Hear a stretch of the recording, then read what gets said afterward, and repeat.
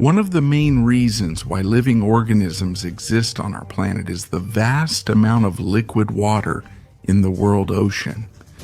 Based on research on Earth, we can assume that living beings appeared here about 3.5 billion years ago. If we talk about other planets where life might exist, the first thing we look for is whether there is liquid water.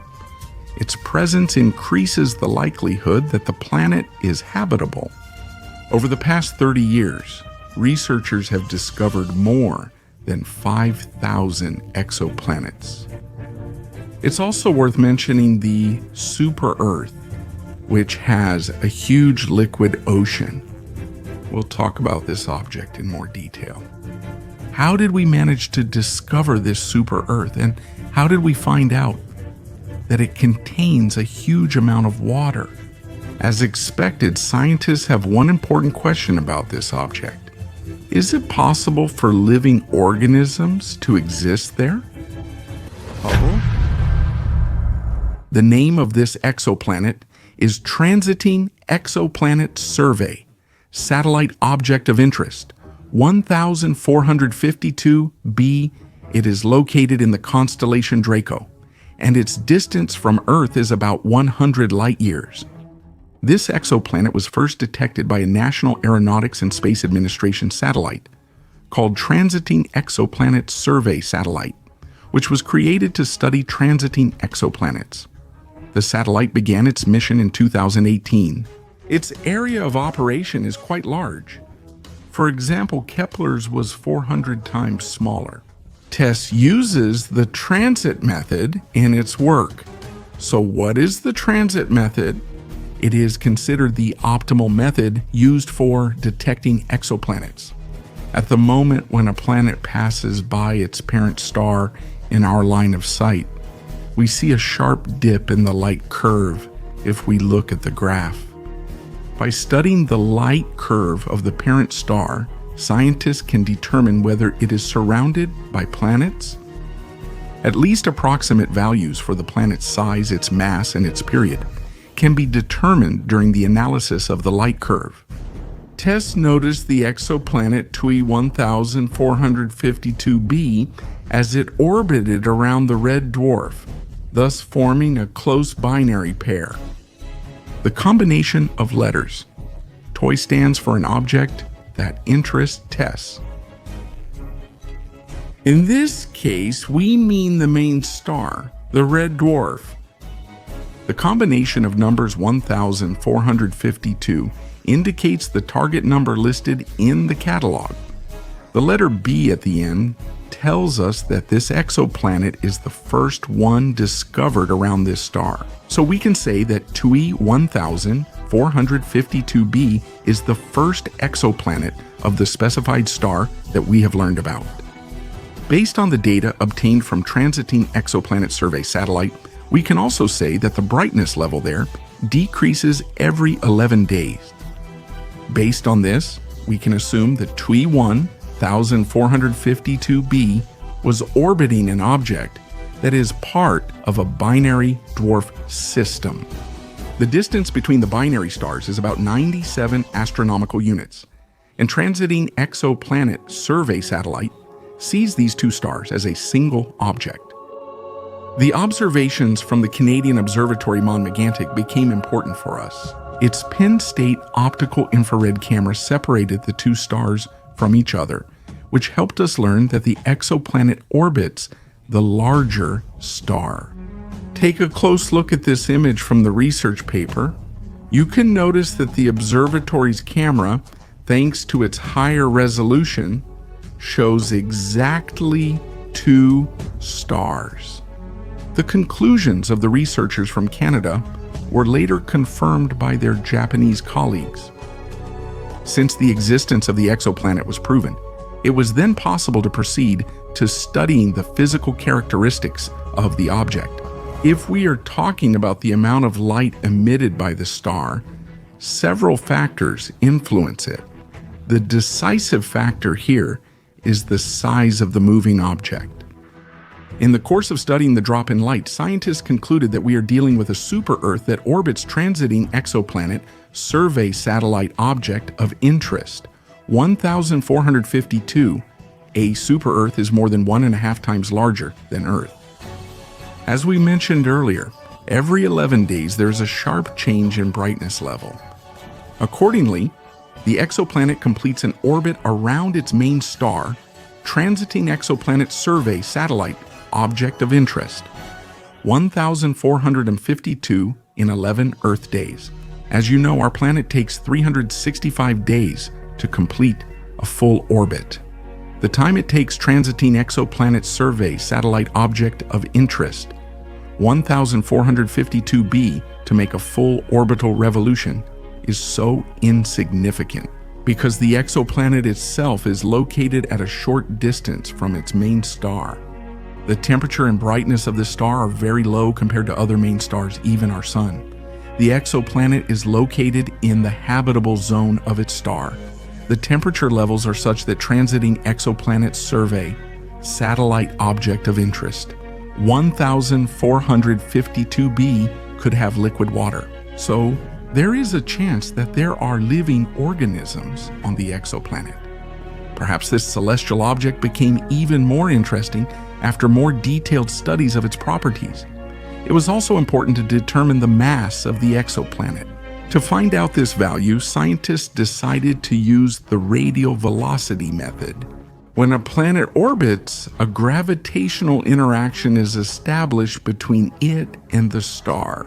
For this reason, the star is not in a static position. It usually moves along a small trajectory that resembles a circle. This is a reaction to the gravitational influence from the planet. This fact is important for the radial velocity method. The fact that the star wobbles affects its light spectrum. We observe this from a distance. The spectrum of an approaching star shifts closer to the blue region, while if the star is moving away, it shifts closer to the red. Spectral analysis helps us determine how strong the gravitational interaction is between the star and the planet. It also allows us to determine the mass of the object. As a result of such research, we found out that the mass of TOEI 1,452b is almost 5 times greater than the mass of Earth. The density of the planet was also determined. It was calculated using its size and mass. Its value is 5.6 grams per cubic centimeter. This was an unexpected discovery, since Earth's density is almost the same, 5 grams per cubic centimeter. Why was this a surprise? The thing is, density indicates the amount of matter in a constant volume. As we already mentioned, TOEI 1,452b is about 5 times more massive than our planet and twice as large in size. At the same time, the density values of the exoplanet and Earth are actually the same. Earth's composition is mainly rocks and metals. But TOEI 1,452 with such characteristics should contain lighter materials. Scientists began searching for an explanation for this situation. To do this, they modeled what the exoplanet looks like from the inside based on this chart. Curves that show the composition of various exoplanets depending on their size and mass. Such curves were obtained as a result of studying the internal structure of these planets during various studies. If we look at the TOEI 1,452b curve, we will see that this object either belongs to the terrestrial planets, which have a small water layer, or it is a water planet with a water component making up 25% of its mass. For comparison, Earth's water is less than 1% of its total mass. If the scientists' calculations are correct, then the composition of TOEI 1,452b is more similar to that of Europa, Jupiter's moon. It is believed that this object is filled with water. Theories that water worlds exist have been proposed by astronomers for decades, and now TOEI 1,452b has become the first object that may fit the definition of a water world. At the same time, we still can't say for sure what this exoplanet is made of. The James Webb Telescope can help us solve this problem. It is capable of analyzing changes in the spectrum of light coming from the star at the moment it interacts with the planet's atmosphere. This way, we can also determine the composition of the exoplanet's atmosphere. In addition, Webb will help us find out whether there are actually living organisms on such a distant TOEI 1452b. Our universe is full of mysteries and enigmas, and many established rules in some part of it may simply not work. The scientist Arthur Hoag discovered an unusual structure in the infinite expanses of space in 1950 inside one galaxy. There was another galaxy, and inside it, like a Matryoshka doll, there was yet another one. How did such an object even form? Are there any others like it? This unusual galaxy is called the Hoag object, named after Arthur Hoag, who discovered it. At first, it was assumed that this was the remnant of a supernova explosion that also affected our galaxy. However, later studies were conducted on the radiation levels of this object. It turned out that while our galaxy has a diameter of 105,700 light-years, the distance from the Hoag object to Earth is 600 million light-years. This structure clearly isn't part of our galaxy. The aforementioned Arthur Hoag suggested that what we see here is light distorted by gravitational lensing, forming a ring around the stars. This theory was not confirmed. It turned out that the Hoag object belongs to ring galaxies. There are a minimal number of such objects in the universe, about 0.1% of the total. The central galaxy is surrounded by another, with a third galaxy in between. Continued. It's like a Matryoshka of three galaxies. The diameter of the central galaxy, which is also considered the core of the entire object, reaches 17,000 light-years. The ring has an inner diameter of about 80,000 light-years, while the outer diameter is 127,000 light-years. How did it happen that there's a galaxy inside another galaxy, and inside that one, yet another? Researchers have not reached a consensus on this. The first theory says that one galaxy can pass through the central part of another galaxy, which is larger and flat. At this time, the stars of the larger galaxy will be attracted to the stars of the smaller galaxy. The latter completely passes through the other galaxy and flies out of it, leaving stars behind. Due to the force of gravity, some of them mix together while others are thrown to the edges, which led to the formation of a kind of ring made of stars.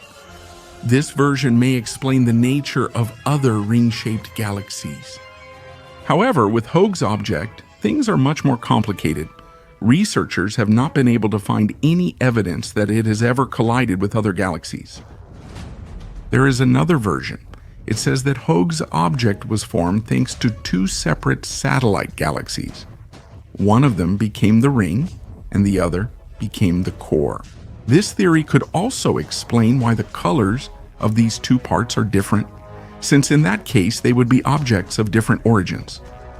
If this version were really true, we would notice elongated clusters of gas and tidal tails around it. Scientists have not observed anything like this. However, even this cannot completely rule out this theory. The tails could have simply merged with the ring or just dissipated over time. There is also a third explanation. According to it, this galaxy was originally a barred spiral. Bright stars from the center pass through the middle of the galaxy. The spirals also originate from such bars. There is a possibility that the bar, which reached the core, underwent structural destruction. As a result, two arms formed a ring around the core. There are also gaps in this version. For example, the center of such a galaxy should be flat, but the core of Hoag's object is not. And there is still the open question, Why are the core and the ring different colors? So how can we get to the truth? Let's discuss traces of molecular hydrogen. There are many more Matryoshka-like objects on the planetary level. For example, Kepler-70 previously had characteristics very similar to our Sun. About 20 million years ago, this star underwent transformations, an increase in size, which turned Kepler-70 into a red giant.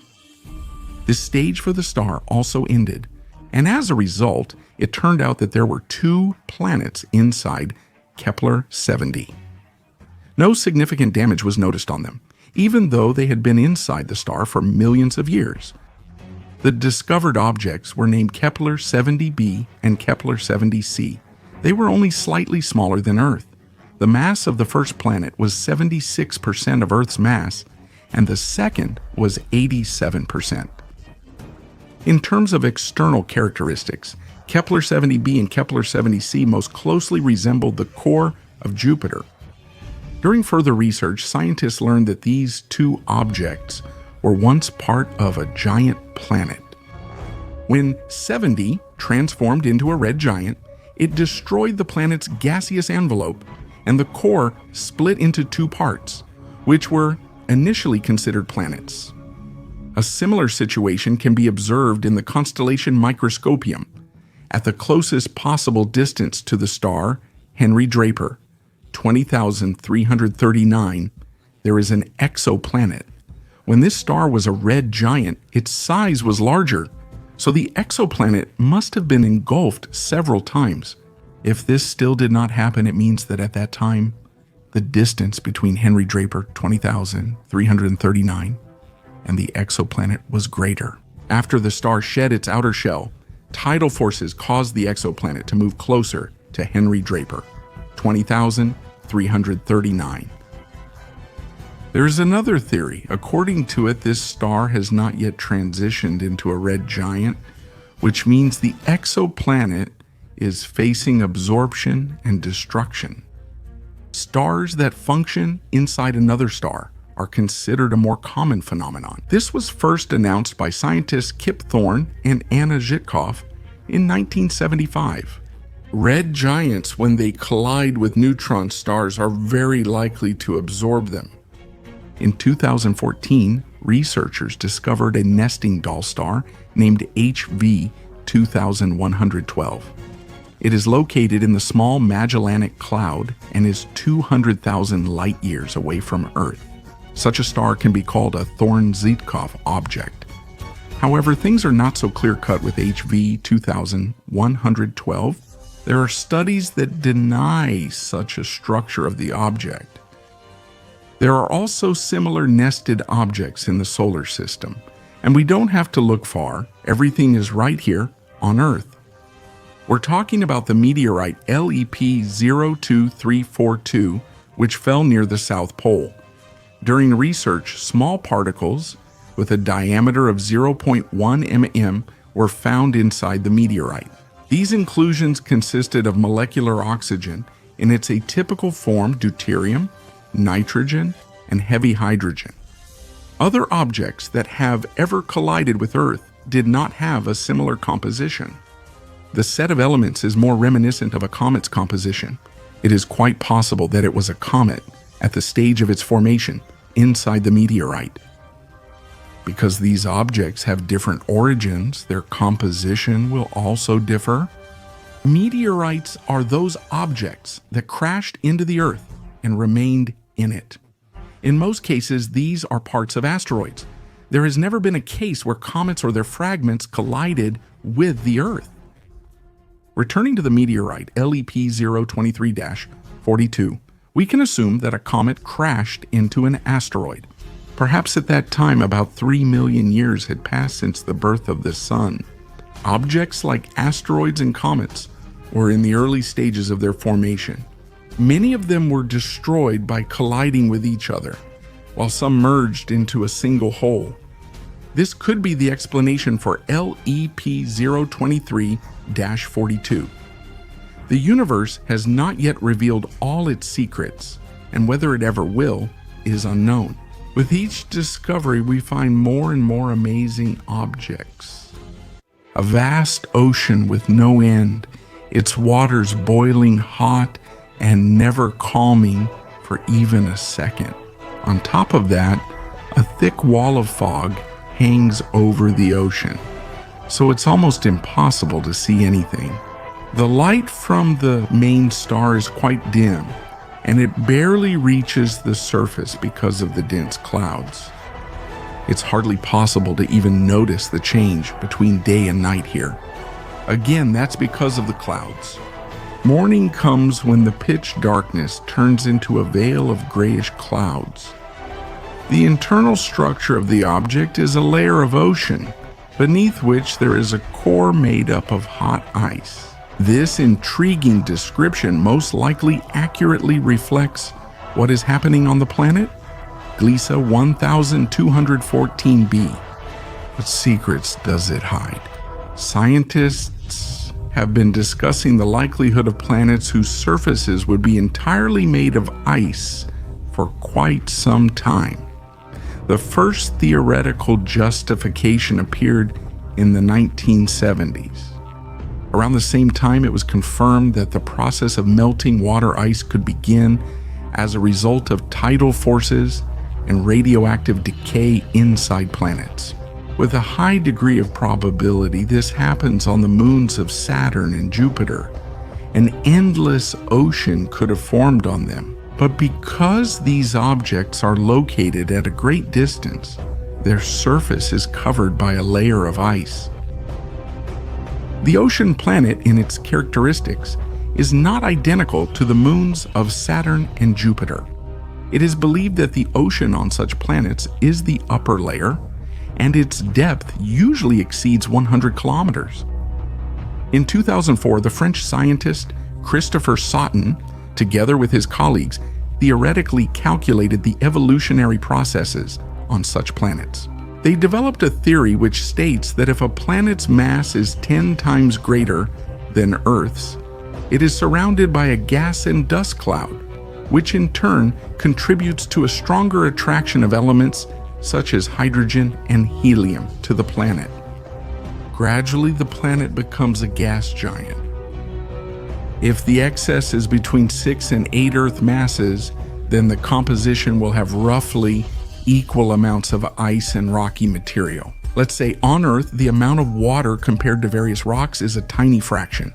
It's 0.025%. If the planet's main star is too far from its orbit, then the surface of that planet will be covered with a thick layer of ice. Radioactive decay can begin in the very core, which will turn part of the ice into liquid. As a result, an internal ocean will form. At the same time, we won't be able to detect this from the outside. What we'll see is a completely frozen planet. If the distance to the main star is relatively small and the planet is in the habitable zone, then the entire surface will be an ocean of melted ice. It is assumed that the depth of such an ocean is more than 100 kilometers. The pressure there is usually about 20,000 atmospheres. This value can change under the influence of factors such as temperature. Under the influence of such factors, rather unusual forms of ice appear. They remain solid even when the temperature rises. The mass of these forms of ice is greater than that of water in its liquid state. This is one of the differences from regular ice. For example, this kind of ice forms a layer at the bottom of the ocean, which has formed around a more massive grate. For a long time, these were just assumptions. However, a low brightness star was discovered 42 light years from Earth.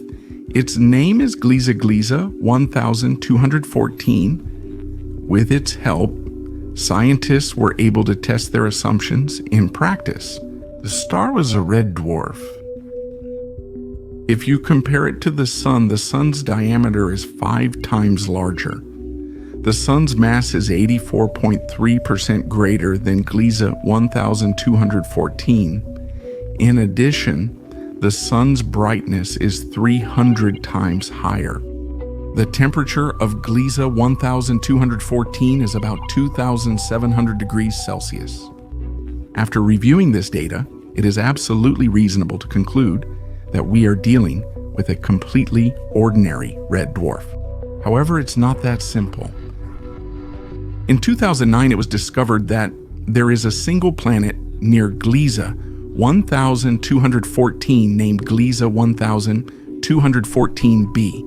The mass of this planet is 6.5 times greater than Earth's, although its diameter is 2.5 times larger than Earth's. The average density of Gliese 1214b is 1,870 kilograms per cubic meter. This figure indicates that rocky materials and metals cannot be predominant in the composition of the planet. At the same time, it is quite likely that 75% of the planet is water with water ice, and 25% is made up of heavier rocks. It turns out that Gliese 1214b can be considered an ocean planet. The distance from the planet to its main star is 0.014 astronomical units, or 2 million kilometers. This is considered a small distance. The orbital eccentricity compression index is 0.27, which can be considered high. At perihelion, the planet is half as close to its star as at aphelion. The orbital rotation of Gliese 1214b takes about 35 Earth hours. Although Gliese 1214 is not a very bright star, especially compared to the Sun, Gliese 1214b is located close to its parent star. The planet has rather hot climate conditions. The approximate temperature on the planet reaches up to 120 degrees Celsius. If its reflectivity is even lower, this figure could rise to 280 degrees Celsius. Scientists can study the atmosphere using spectroscopy methods, since the planet's orbit crosses the star's disk. At the moment, some contradictions have been found in the studies conducted. If Gliese 1214b is an ocean planet, its atmosphere should be dominated by water vapor and have a smaller amount of other gases. However, during spectroscopic studies, elements such as water, carbon dioxide, hydrogen, helium, ammonia, and so on were not detected. It is possible that there is an upper layer in the atmosphere that prevents scientists from determining what is actually in the atmosphere. Gliese 1214b, the processes occurring on Gliese 1214b can be compared to a huge steam engine. In the lower layers, the atmospheric pressure is probably about 15 times higher than on our planet. The atmosphere and ocean of Gliese 1214b are in a state of thermodynamic equilibrium. For this reason, the boundary between them seems rather indistinct. The density index in the upper layers of the ocean actually matches the density of hot, bubbling water. Pressure increases as you enter the ocean's lower layers. The values can be so enormous that at some point, water simply won't be able to remain in a liquid state even at high temperatures. That's how the lower layer of ice forms in the ocean. Its thickness is about 5,000 kilometers. Here lies the largest portion of water on Gliese 1214b. Beneath the layer of ice is the core, which consists of metals and rocky materials. How are things there with living beings? How likely is the emergence of life there? The probability of such development is low. The water in the oceans of such planets doesn't contain the optimal amount of trace elements for potential living organisms to function normally. Even though meteorites sometimes crash into the surface of such objects, the elements don't reach enough diversity. Ocean planets are quite interesting objects that will continue to be studied.